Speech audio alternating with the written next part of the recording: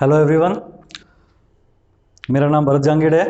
आज अपन डिस्कस करेंगे 10th class के अंदर 15वां टॉपिक है जो कि व्रत की परिधि एवं क्षेत्रफल।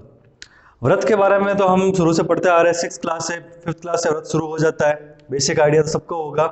आज थोड़ा सा इसका अपन क्षेत्रफल, इसकी परिधि, इसके और कौन कौन से एलिमेंट्स होते हैं उनके बारे में डिस्कस करेंगे। अपने 15.1 तक ही करना है, उसके बाद में बोर्ड के अंदर अकॉर्डिंग सिलेबस हटा दिया गया है। तो आज अपन 15.1 का इसके कुछ सवाल करते हैं 15.1 के। उसके पहले मैं आपको थोड़ा सा व्रत के बारे में एक बेसिक इंट्रोडक्शन दे देता हूं कि व्रत होता क्या है और इसके परिधि और इसके एलिमेंट्स किस तरह से होते हैं। तो देखो भाई, शुरू करते हैं अपन। ये जो आपको एक सर्किल दिख रहा है इस तरह का, ये सर्किल कहलाता है व्रत। अब ये सर्किल बनेगा कैसे? बनेगा कैसे? इसके बीचों बीच में यहां पर एक ये बिंदु होता है।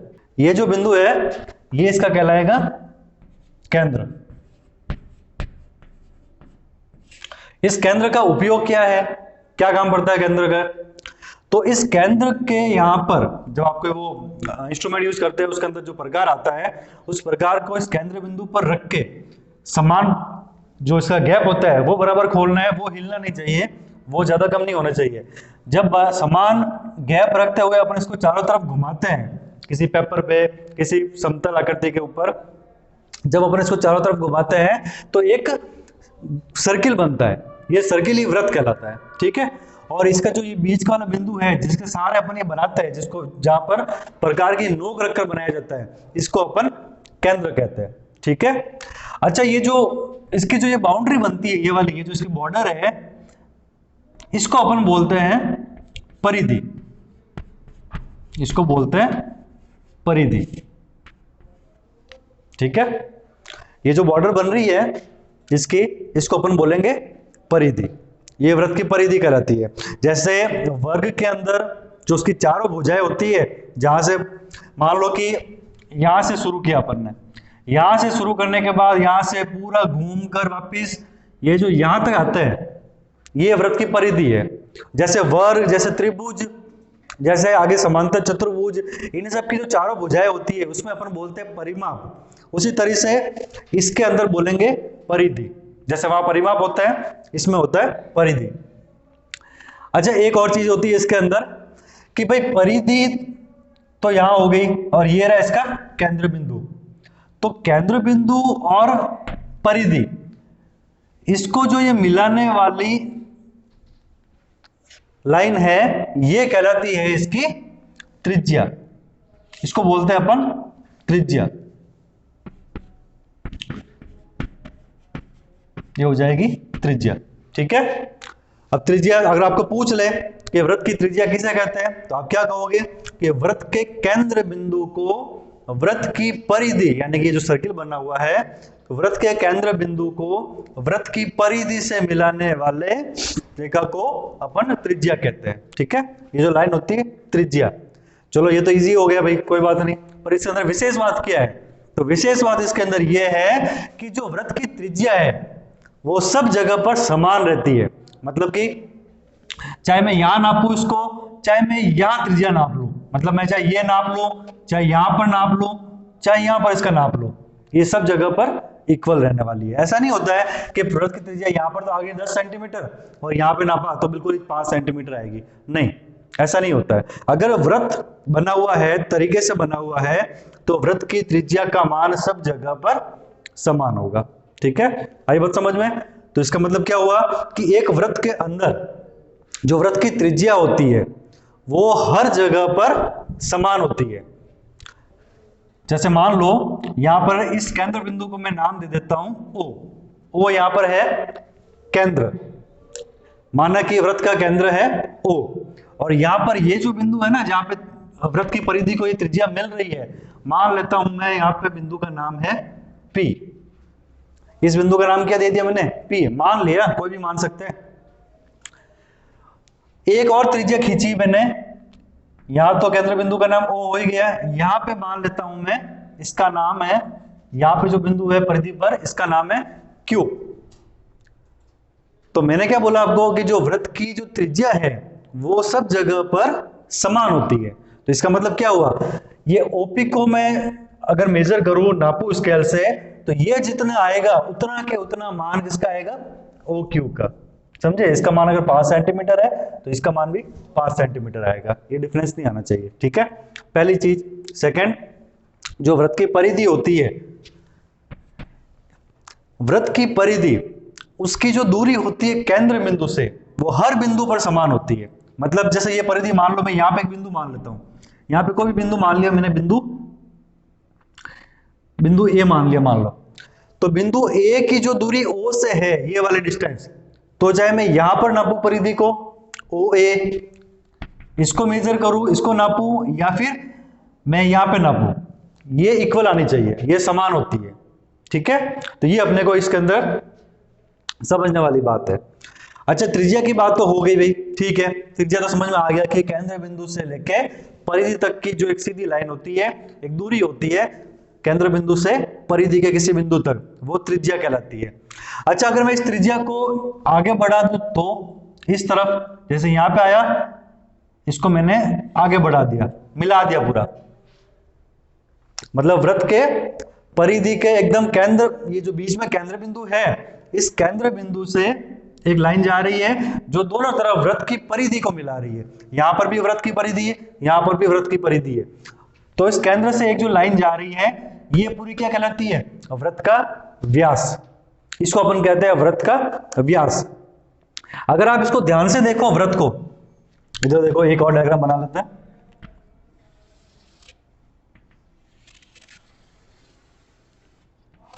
ये एक वृत्त है, ठीक है, इस वृत्त के अंदर यहां पे ये ओ इसका हो गया केंद्र बिंदु। अब मुझे बोले कि इस वृत्त की त्रिज्या क्या होगी, कोई भी मान लो, जैसे मान लो कि ये त्रिज्या, यहां पे एक बिंदु मान लेता हूं मैं Q, ठीक है। तो इस वृत्त की त्रिज्या क्या होगी, ओ क्यू। अगर इस वृत्त का मुझे एक व्यास बनाना है तो क्या हो जाएगा, इस त्रिज्या को ही अपन आगे बढ़ा देंगे इस तरफ, केंद्र से होते हुए ये यहां पे बिंदु मान लेता हूं मैं एक P। तो P से लेकर Q तक पूरा क्या हो गया, एक वृत्त का व्यास, और OQ क्या होगी, त्रिज्या। तो अपन इसके अंदर लिख सकते हैं कि दिए हुए वृत्त के अंदर OQ तो हो जाएगी इसकी त्रिज्या, ठीक है, ये OQ त्रिज्या हो जाएगी, और ये OP हो जाएगी इसकी त्रिज्या। अब इन दोनों के अंदर समान बात क्या है कि ये OQ जो है ये बराबर होगा OP के, क्यों कि दोनों त्रिज्या है। अब पहले अपन डिस्कस कर चुके हैं कि एक वृत्त के अंदर त्रिज्या मैं चाहे कहीं पर भी नाप लूं वो समान होती है। तो यहां पे OQ is equal to OP। क्यों, इसका कारण अपने को यहां लिखना पड़ेगा। तो नियम क्या है, देखो लिख लो यहां पे, वृत्त के अंदर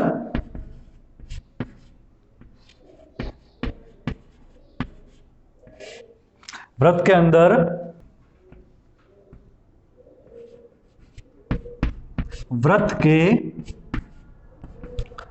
केंद्र बिंदु से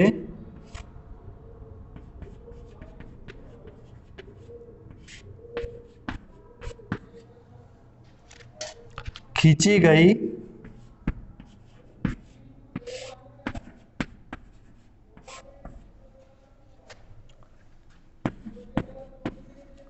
सभी त्रिज्या आपस में समान होती है।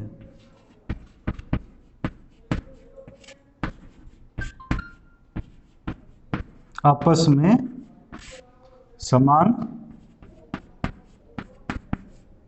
होती है, ठीक है भाई, ये अपना एक नियम हो गया। सिंपल भाषा में समझे इसको, अगर साधारण भाषा में, तो आपको बस एक चीज दिमाग में रखनी है कि एक वृत्त होगा, उसके अंदर जितनी भी त्रिज्याएं बनेगी एक वृत्त के अंदर वो सब आपस में समान होगी। आपको कोई एक, अगर कोई भी मान लो एक त्रिज्या दे दे और पूछ ले कि दूसरी त्रिज्या को दे दे, इसका मान बताओ, तो आपको सेम ही रखना है, उसको अलग नहीं करना है, ठीक है। पहली चीज तो ये हो गई।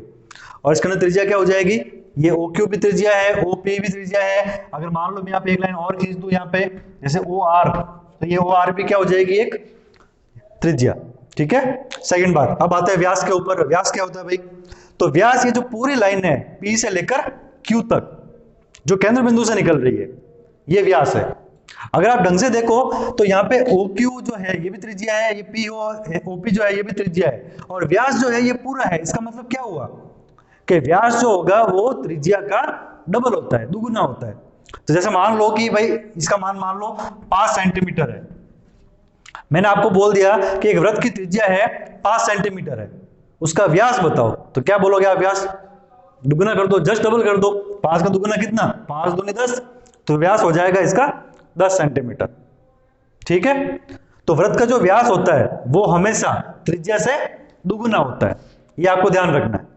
और अगर वृत्त का व्यास त्रिज्या से दुगुना है तो इसका मतलब क्या है, वृत्त की त्रिज्या जो है वो व्यास की आधी होगी। ये अपने दो इंपॉर्टेंट रूल है इसके अंदर, ठीक है, जो एकदम शुरुआत में ही आ जाता है कि वृत्त का जो व्यास होगा वो त्रिज्या से दुगुना होगा, और जो वृत्त की त्रिज्या होगी वो वृत्त के व्यास के आधी होगी, ठीक है। इसको अपन लिख लेते हैं यहाँ पे। पहली बात तो इसके अंदर वृत्त का व्यास क्या हो जाएगा, इसके अंदर PQ इज इक्वल टू व्यास। अब देखो इसके अकॉर्डिंग फॉर्मूला क्या बनेगा अपना, कि अगर PQ व्यास है तो ये व्यास बराबर हो जाएगा, व्यास क्या होता है, त्रिज्या इंटू 2, क्योंकि अपन ने पहले क्या डिस्कस किया है कि जो वृत्त का व्यास होता है वो त्रिज्या का दुगुना होता है। तो एक फॉर्मूला बन गया ये कि व्यास बराबर त्रिज्या इंटू 2, जो भी आपको त्रिज्या दी हुई है उसका दुगुना कर दो, तो वो क्या हो जाएगा, व्यास। तो भाई अगर मैं व्यास दुगुना कह रहा हूं तो त्रिज्या वृत्त की क्या होगी, आधी होगी, क्योंकि त्रिज्या तो उससे आधी है ना, बराबर एकदम। तो त्रिज्या उसको वैसे समझ लो या फॉर्मूले से समझ लो, यहाँ पे 2 से गुणा में है, नीचे आएगा तो पक्षांतरण होके यहाँ बट्टा में आ जाएगा, तो त्रिज्या क्या हो जाएगी, त्रिज्या क्या होती है व्यास की आधी, व्यास बट्टा 2, ठीक है। तो ये 2 फॉर्मूले और बने अपने। फॉर्मूले अपने को देखो धीरे धीरे बनाना आना चाहिए। जब अपन डिस्कस करते हैं कोई भी टॉपिक, कोई भी सिलेबस, तो धीरे धीरे अपन उसको पढ़ते हैं, उसके बाद अपन खुद फॉर्मूला बनाते हैं कि भाई ये कैसे बना, डायरेक्ट रटना नहीं है, ठीक है ना। ठीक है, एक फॉर्मूला ये बन गया और दूसरा ये बन गया, ठीक है। तो अब तक अपन ने 3 चीजें पढ़ी है, 3 चीजें अपन ने डिस्कस करी है। पहली चीज, जो वृत्त होता है उसके अंदर जो केंद्र बिंदु होता है, उस केंद्र बिंदु को परिधि से जो मिलाने वाली रेखा होती है वो त्रिज्या कहलाती है, ठीक है। और इस त्रिज्या को मैं चाहे कहीं पर भी नाप लूं वृत्त के अंदर, चाहे मैं ये नाप लूं, यहां नाप लूं, यहां नाप लूं, कहीं भी त्रिज्या का मान आपस में समान होगा। वृत्त की त्रिज्या और जितने वृत्त के अंदर त्रिज्या बन रही है उन सब का मान आपस में समान होगा, ठीक है। फर्स्ट। सेकंड चीज, जो वृत्त की जो त्रिज्या होती है उसको अगर मैं दुगुना कर दूं, दुगुना करने का मतलब क्या, कि मान लो पहले यहां तक त्रिज्या ये बनी हुई थी, इसको मैंने दुगुना कर दिया, मतलब इधर बढ़ा दिया, तो ये पूरा क्या कहलाएगा, वृत्त का व्यास। वृत्त, सिंपल भाषा में कहे तो वृत्त का व्यास क्या होगा, जो बीच में वृत्त का केंद्र बिंदु होता है उससे जो लाइन जाती है इसको अपन कहते हैं वृत्त का व्यास, ठीक है। अब इससे 2 फॉर्मूले निकलते हैं कि जो व्यास होता है वो त्रिज्या का दुगुना होता है। अपन ने खुद ने भी डिस्कस किया है, ये जो पूरा व्यास होगा ये त्रिज्या का डबल हो जाएगा, ठीक है। फर्स्ट। सेकंड, अगर व्यास डबल है तो इसका मतलब क्या कह सकते हैं, ये जो त्रिज्या है ये वाली, ये पूरे इस व्यास की क्या हो जाएगी, आधी। ये अपन ने अभी तक 3 चीजें पढ़ी है, ठीक है, इनको दिमाग में रखना, इनको बोलना नहीं है, ये बेसिक है। अब इसके बाद हो गई त्रिज्या, हो गया व्यास हो गया। अब अपन आते हैं इसकी परिधि के ऊपर कि भाई ये जो परिधि है इसका मान निकालना है, ये कैसे निकालेंगे, ठीक है, इसके ऊपर आते हैं। अब देखो पहले एक नियम समझ लो, ये लिख लेते हैं अपन इसको, क्या है कि वृत्त का व्यास, वृत्त का जो व्यास होता है वो त्रिज्या का दुगुना होता है, त्रिज्या का दुगुना होता है। ठीक है, जो वृत्त का जो व्यास होगा वो त्रिज्या का दुगुना होता है। ये पहला नियम है। इसके हिसाब से फॉर्मूला क्या बनाया था अपन ने कि व्यास बराबर 2 इंटू त्रिज्या। ठीक है, ये एक फॉर्मूला बना था अपन ने। इसके बाद नेक्स्ट क्या पढ़ा कि वृत्त की त्रिज्या, वृत्त की त्रिज्या वृत्त के व्यास की आधी होगी।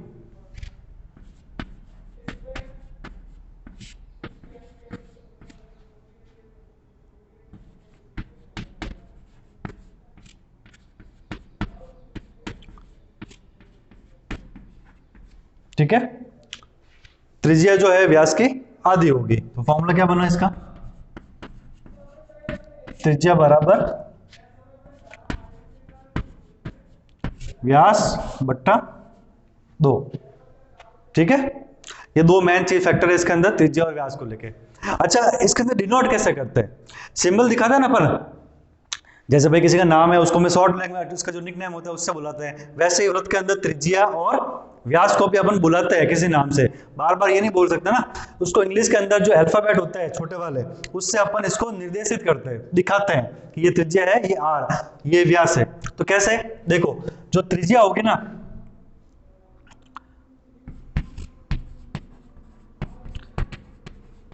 इसको अपन डिनोट करते हैं, जो व्यास होता है उसको तो करते हैं अपन स्मॉल डी।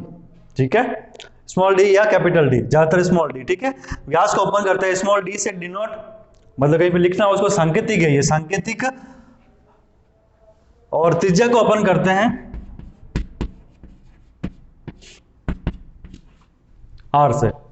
ठीक है, कैपिटल आर भी हो सकता है, स्मॉल आर भी हो सकता है, पर ज्यादातर अपन करते हैं इसको स्मॉल आर से डिनोट। ठीक है, इसका मतलब क्या है, कहीं पर भी अगर डायग्राम बना हुआ हो उसके अंदर डी लिखा हुआ है या सवाल में डी लिखा हुआ आ गया कि डी इज इक्वल टू ये, तो आपको क्या समझना है, इसको व्यास। ठीक है, और कहीं पर भी अगर आर लिखा हुआ आ गया तो इसको क्या समझना है, त्रिज्या। ठीक है, हिंदी में इंग्लिश में बोलते हैं इसको पूरा डायमीटर। इसका डी क्यों बोला, क्योंकि इसको इंग्लिश में बोलते हैं डायमीटर, और आर क्योंकि इसको बोलते हैं त्रिज्या को इंग्लिश में रेडियस। ठीक है, अब ये हो गया। अब अपन आते हैं वृत्त की परिधि के ऊपर। ठीक है, व्यास पढ़ लिया, त्रिज्या पढ़ ली, अब पढ़ेंगे अपन वृत्त की परिधि। परिधि क्या होती है, देखो, हाँ भाई देखो वृत्त की परिधि क्या होती है। ये अपन एक सर्कल बनाया, मान लो कि एक वृत्त है कोई। ठीक है, इस वृत्त के अंदर यहाँ पे ये केंद्र बिंदु है, केंद्र बिंदु देते हैं नाम इसको अपन ओ। ठीक है, अब ये वृत्त की परिधि है,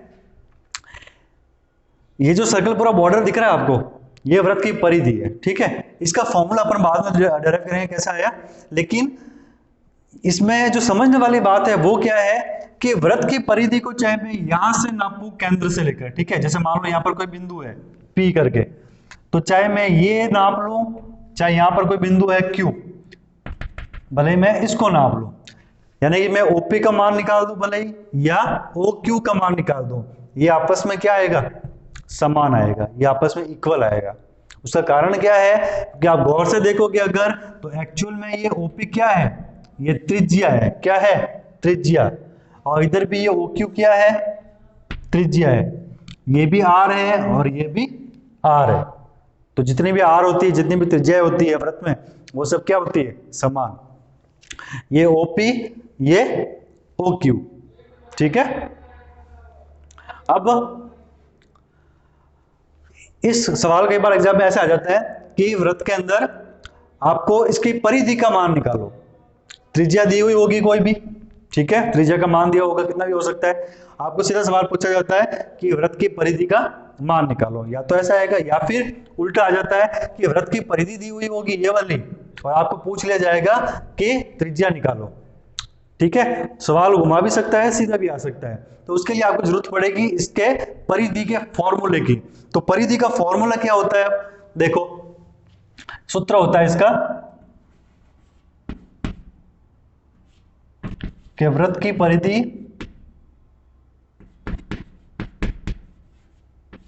बराबर, ये फॉर्मूला देख लेना, रट लेना इसको, तो 2 पाई आर। क्या फॉर्मूला है वृत्त की परिधि का? 2 पाई आर। तो 2 का मतलब तो 2 है ही है। आर का मतलब यहां पे क्या है? यहां पे आर क्या है? त्रिज्या, जो आपको सवाल में दी हुई होगी। ठीक है, आर यहां पे त्रिज्या है। अब पाई क्या है? यहां पे पाई का मान क्या है? तो देखो पाई का मान फिक्स रहता है। ठीक है, जहां पर भी आपको, आपने पढ़ा भी होगा पहले कई बार, जहां पर भी आपको पाई दिखे तो वहां पे इसका मान लिखा जाता है 22/7। ठीक है, जहां पर भी आपको पाई का मान दिखे तो वहां पे इसका मान रखा जाएगा 22/7। अगर मान लो कई बार ऐसा होता है कि भाई पाई का मान 22/7 नहीं लिखना पड़ेगा, इसको अपन कुछ और सॉल्व करके लिखे, तो उसके लिए इसको भाग देना पड़ेगा। इसका भाग देकर मान देखो कितना आता है, 22 के अंदर 7 का भाग दिया तो 7 दूनी 14, 7 या 21, तो ये आ जाएगा 7 या 21 पॉइंट। उसके बाद में आएगा 1 10, 7 एकम 7, 7 चौक 28, तो इसका जो मान आएगा वो क्या आता है? 3.14। समझे? तो भले पाई का मान मैं 22/7 कहूं चाहे 3.14 कहूं, ये एक ही बात है। ठीक है ना, इसको ढंग से समझना है कि परिधि का जो सूत्र होता है वो होता है 2 पाई आर। 2 पाई आर के अंदर आर तो हो जाएगी अपनी त्रिज्या, अब पाई होता है 22/7। ये मान फिक्स रहता है, पाई जहां पे दिखे आपको वहां पे उसका मान सीधा लिखना है 22/7। ठीक है, 22/7 की अगर मान लो जो सवाल सॉल्व नहीं हो रहा है, सिर्फ तब जब सवाल सॉल्व नहीं हो रहा है या कुछ और फॉर्मूला लगाना पड़ रहा है, तो उस कंडीशन में पाई की जगह पे अपन लिखेंगे 3.14। अच्छा, एक चीज और बताता हूं मैं आपको, ध्यान से सुनना। कभी भी दशमलव यानी कि जो पॉइंट होता है, दशमलव होता है, उसके बाद में संख्या जो होती है इसको एक साथ कभी नहीं बोला जाता है। कई बार अपन क्या गलती कर देते हैं। गलती कैसे? इसको क्या पढ़ेंगे? 3.14, ये 3.14 नहीं है। ठीक है ना इसको बोलो 3, क्योंकि ये आदत पड़ जाती है धीरे धीरे। इसको आप क्या बोलोगे? 3.14। ठीक है, क्योंकि दशमलव के बाद में जो संख्या होती है ना, ये अभी तक खत्म नहीं हुआ, ये आगे चलता जाएगा। ठीक है, तो दशमलव के बाद में जो संख्या होती है उसको अपन एक एक करके बोलते हैं, एक साथ नहीं बोलते। तो इसको बोलेंगे 3.14, ना कि 3.14। ये ध्यान रखना है। ठीक है, इसके बाद अब देखो अपन ने दो चीजें देख ली यहां पे कि एक तो वृत्त की परिधि का फॉर्मूला। ठीक है, अब इसके अंदर सवाल की जो कैटेगरी होगी वो दो तरह से होगी। एक तो आपको परिधि दे दी जाएगी और आपको पूछ लिया जाएगा कि आर का मान बताओ।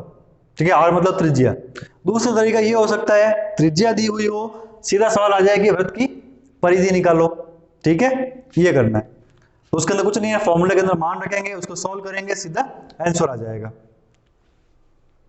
ये हो गया वृत्त की परिधि की बात। अब अपन बात करते हैं वृत्त के क्षेत्रफल की। एक चीज और समझना आप, कई बार क्या अपन कंफ्यूज होता है, गलती यहां हो जाती है कि जो वृत्त की अपन परिधि निकालते हैं पीछे जो मात्रक लिखा जाता है वो मात्रक में, जैसे मान लो कि यहाँ पे त्रिज्या दी हुई है सेंटीमीटर के अंदर। ठीक है, क्षेत्रफल के अंदर क्षेत्रफल वाली जो प्रश्नावली है, सबसे कॉमन प्रॉब्लम सबकी होती है कि जैसे त्रिज्या दी हुई है मान लो सेंटीमीटर के अंदर, तो इसका जो क्षेत्रफल निकालेंगे वो मीटर में निकाल देंगे, वो या फिर मीटर के अंदर सॉल्व कर देंगे। नहीं, आपको जिस पूरा जो सॉल्यूशन होता है वो एक ही मात्रक में होना चाहिए। अगर सेंटीमीटर में हो रहा है तो लास्ट तक सेंटीमीटर में, मीटर में हो रहा है तो लास्ट तक मीटर में। ये कन्वर्ट कैसे करते हैं सेंटीमीटर से मीटर, मीटर से सेंटीमीटर, ये अपन समझेंगे सवाल आएंगे तब।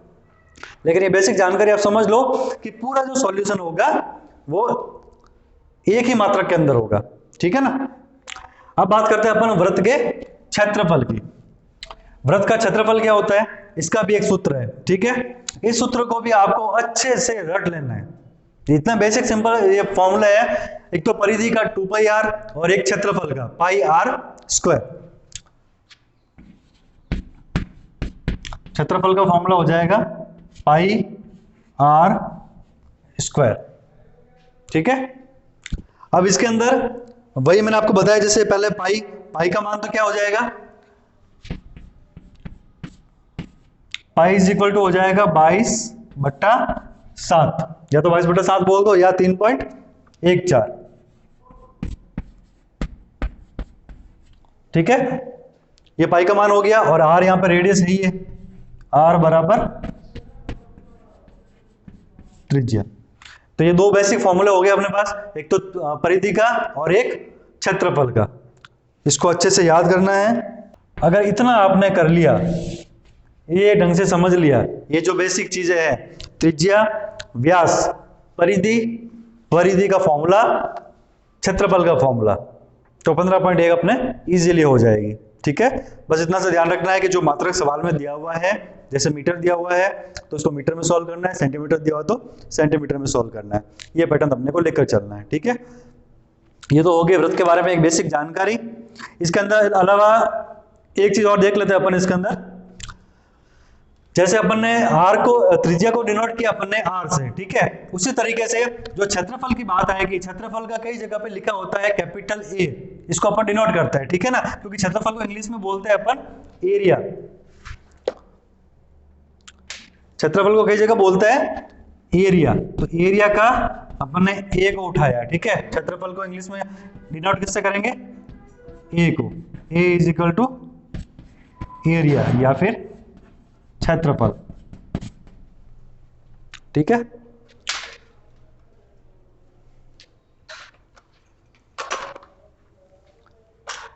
अब एक चीज और पढ़ते हैं वृत्त के आगे।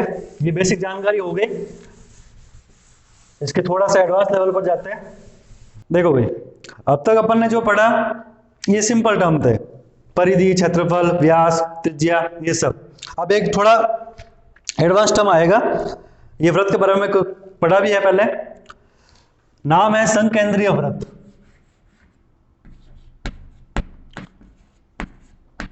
संकेंद्रीय वृत्त। अब वृत्त तो सुना है भाई, ये संकेंद्रीय वृत्त क्या होता है। ठीक है, इसके बारे में पता करना पड़ेगा। देखो इसका नाम देखो ढंग से, संकेंद्रीय वृत्त, नाम से क्या पता चल रहा है, संकेंद्रीय मतलब जिसका केंद्र सम हो, यानी एक हो, जिसका केंद्र ही एक हो। मतलब ऐसे दो वृत्त, जैसे बना देता हूं मैं एक बार यहां पे, देखो ये एक वृत्त है,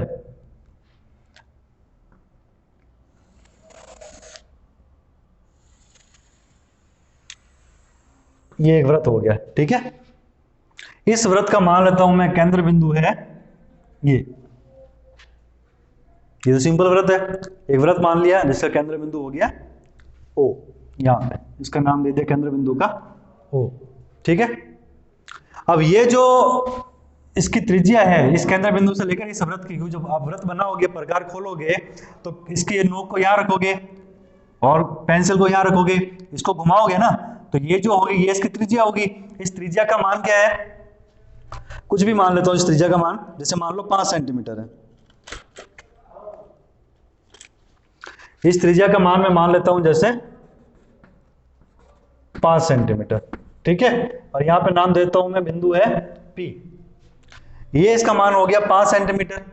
अब मैंने क्या किया, केंद्र बिंदु से हम रखा, मतलब जो प्रकार की नोक है ना, उस नोक को तो मैंने यहीं पर रखा। ठीक है, लेकिन ये जो मान है ना त्रिज्या का, ये 5 नहीं करके मैं प्रकार को थोड़ा सा कम कर देता हूं, इसका जो गैप है ना, पेंसिल को थोड़ा सा पास ले आता हूं या इसको बढ़ा लेता हूं। कुल मिला के 5 नहीं रखता हूं, 5 से बढ़ा लेता हूं या 5 से कम कर देता हूं, जैसे आपकी इच्छा हो वैसे कर लो। मान लो मैंने कम कर दिया, 5 नहीं करके मैंने कर दिया 3 सेंटीमीटर, मतलब प्रकार को मैंने कम खोला, तो इसके अंदर क्या होगा, एक वृत्त और बनेगा। ऐसे रख के यहां पे नोक रखूंगा, यहां पेंसिल रखूंगा, तो मैं इसको घुमाऊंगा तो ये क्या बनेगा, एक और वृत्त, इस तरह से।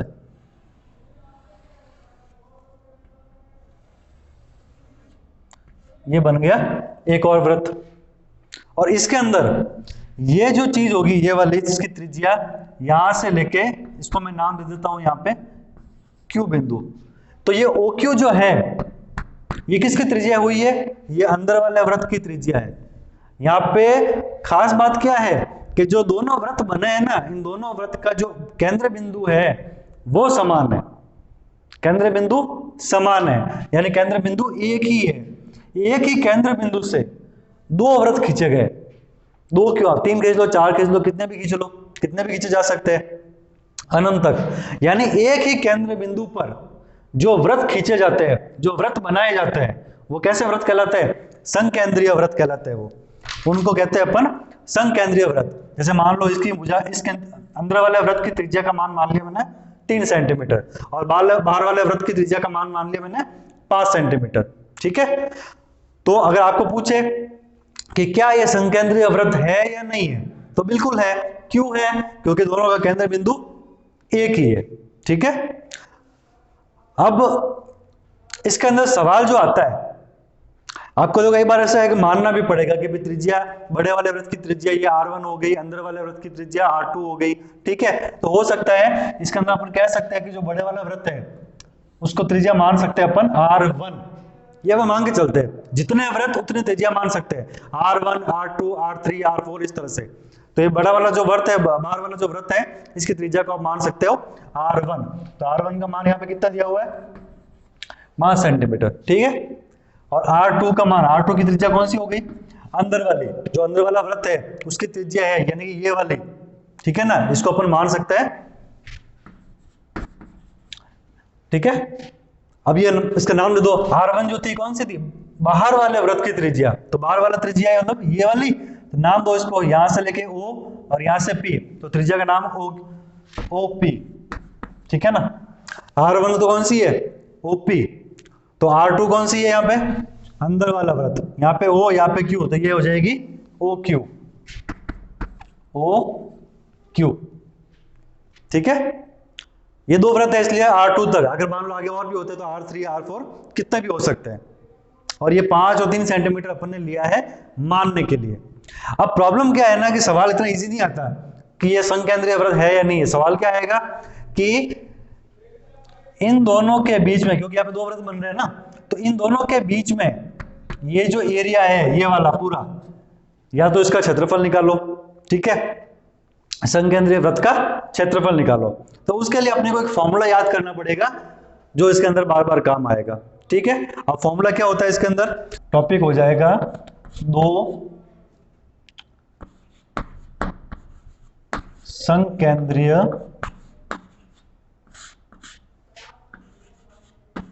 वृत्तों द्वारा परिबद्ध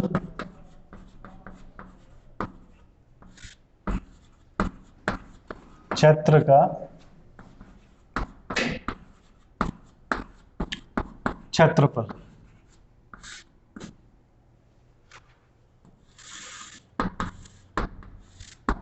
हाँ भाई, ये है मेन इंपॉर्टेंट टॉपिक। इसके अंदर बात वही आ गई। ठीक है, जैसे मान लो ये अपना एक वृत्त है,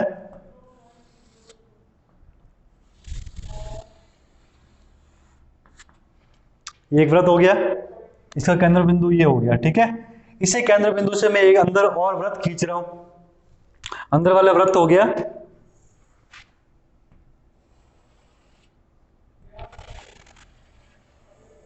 ये वृत्त हो गया अंदर वाला। ठीक है, अब मान लिया कि इसकी जो त्रिज्या है अंदर वाले की वो है अपने पास में R2, और जो बाहर वाला वृत्त है इसकी त्रिज्या को मैं मान लेता हूं R1। पहले अपन डिस्कस किया था, जो बाहर वाला वृत्त है, बड़ा वाला वृत्त है, इसकी त्रिज्या को मान लेते हैं R1, और जो अंदर वाला वृत्त है उसकी त्रिज्या को मान लेते हैं अपन R2। ठीक है, दो त्रिज्या हो गई। अब सवाल में क्या आता है कि ये जो बीच वाला भाग है, दो वृत्त हो गए ना भाई, अगर मेरे को सीधा पूछ लिया होता कि अंदर वाला जो वृत्त है उसका क्षेत्रफल बताओ, तो सिंपल है, वही फॉर्मूला हो जाएगा पाई आर स्क्वायर, और त्रिज्या ले लो अंदर वाली। अगर बाहर वाले वृत्त का पूछ लिया होता तो पाई आर स्क्वायर, वही त्रिज्या ले लो आप बाहर वाली। लेकिन सवाल में अपने को पूछेगा कि ये जो अंदर वाला भाग है, ये वाला जिसमें मैंने लाइनिंग कर रखी है, इसका क्षेत्रफल निकालो। ये होता है संकेंद्रीय वृत्तों द्वारा परिबद्ध क्षेत्र का क्षेत्रफल। परिबद्ध मतलब इन दोनों संकेंद्रीय वृत्तों के बीच में जो भाग है इसका क्षेत्रफल। तो अगर आप ढंग से समझो तो इसका मतलब क्या है कि ये जो बाहर वाला वृत्त है इसका क्षेत्रफल निकाल देते हैं और अंदर वाला निकाल देते हैं, फिर बाहर वाले में से अंदर वाले वृत्त के क्षेत्रफल को अगर अपन माइनस कर दे, घटा दे, तो पीछे क्या बचेगा, ये वाला पार्ट बचेगा कि नहीं बचेगा, क्योंकि ये वृत्त बाहर है, इसका क्षेत्रफल निकाल दो बाहर वाले का, अंदर वाले का निकाल दो, तो पीछे बचेगा ये वाला क्षेत्रफल। ठीक है ना, तो अपने को इसके हिसाब से फॉर्मूला बनाना है। फॉर्मूला क्या हो जाएगा, तो परिबद्ध क्षेत्र का क्षेत्रफल हो जाएगा अपने, क्या होगा, फॉर्मूला कैसे बनेगा देखो, बाहरी वृत्त का क्षेत्रफल माइनस आंतरिक वृत्त का क्षेत्रफल, आंतरिक मतलब अंदर वाला, बाहरी वृत्त का क्षेत्रफल माइनस आंतरिक वृत्त का क्षेत्रफल। समझना फॉर्मूले को, जो बाहर वाला वृत्त है इसका क्षेत्रफल निकाल दो, अंदर वाले वृत्त का क्षेत्रफल निकाल दो, दोनों को आपस में घटा दो, जो बचेगा वो भाग क्या आ जाएगा, परिबद्ध भाग यानी बीच वाला भाग। तो फॉर्मूला क्या बनेगा, बाहरी वृत्त का क्षेत्रफल माइनस आंतरिक वृत्त का क्षेत्रफल। अब क्षेत्रफल का फॉर्मूला तो सबके लिए सेम ही होता है, क्योंकि ये भी वृत्त है ये भी वृत्त है, तो बाहरी वृत्त का क्षेत्रफल क्या हो जाएगा, पाई आर स्क्वायर। क्षेत्रफल का फॉर्मूला अपन निकाला थोड़ी देर पहले, क्या होता है, पाई आर स्क्वायर। लेकिन यहाँ पे आर क्या है, आर कौन सी लेनी है अपने को, बड़ी वाले, क्योंकि बड़े वाले वृत्त का निकाल रहे हैं ना भाई, वृत्त का अगर वृत्त बड़ा वाला है तो इसकी त्रिज्या भी क्या होगी, बड़ी वाली, और बड़ी वाली त्रिज्या का मान क्या दिया हुआ है यहाँ पे, R1। तो इसका जो फॉर्मूला बनेगा वो क्या बनेगा, पाई, यहाँ आर की जगह पे आप लिखोगे R1, क्यों, क्योंकि जो बड़ी वाली त्रिज्या है उसको अपन R1 से डिनोट किया है, तो पाई R1 स्क्वायर। ठीक है, माइनस का माइनस, पाई का पाई। अब वापस वही बात होगी कि भाई अंदर वाला जो वृत्त है इसका क्षेत्रफल, क्षेत्रफल का फॉर्मूला सब वृत्त का सेम होता है, उसका भी क्या हो जाएगा, पाई आर स्क्वायर। लेकिन आर अपन यहाँ पे क्या लेंगे, ये वाले R2, क्योंकि अंदर वाले वृत्त की त्रिज्या की क्या दी थी, क्या मान ली थी अपन ने, R2। तो यहाँ फॉर्मूला बनेगा पाई R2 का स्क्वायर। ठीक है, अब आप देख रहे हो पाई R1 square minus pi R2 square, इसके अंदर दोनों के अंदर कॉमन क्या आ रहा है, पाई, क्या कॉमन आ रहा है, पाई। तो इसको अपन क्या करते हैं, बाहर निकाल देते हैं, पाई को कॉमन ले लेते हैं। अगर इसको कॉमन लेंगे तो यहां क्या बचेगा, R1 स्क्वायर माइनस R2 का स्क्वायर, पाई R1 square minus R2 square. ये किसका फॉर्मूला आ जाएगा, परिबद्ध क्षेत्र का क्षेत्रफल। ये फॉर्मूला अपने को याद रखना है, ये है अपना मेन फॉर्मूला। आप चाहे तो इसको फॉर्मूला याद रख लो कि पाई R1 square minus R2 square, ऐसे याद रख लो, चाहे तरीका याद रख लो कि भाई बाहर वाला क्षेत्रफल निकालना है फिर अंदर वाला क्षेत्रफल निकालना है, उन दोनों को आपस में घटाना है, फिर बीच वाला भाग अपना आ जाएगा। चाहे तो ऐसे याद करो, चाहे फॉर्मूला डायरेक्ट इसको रट लो, फॉर्मूले के बेस पे याद करो। ठीक है, तो ये अपने वृत्त का बेसिक सिंपल इंट्रोडक्शन है, जिसका अपने 15.1 के अंदर यूज आएगा।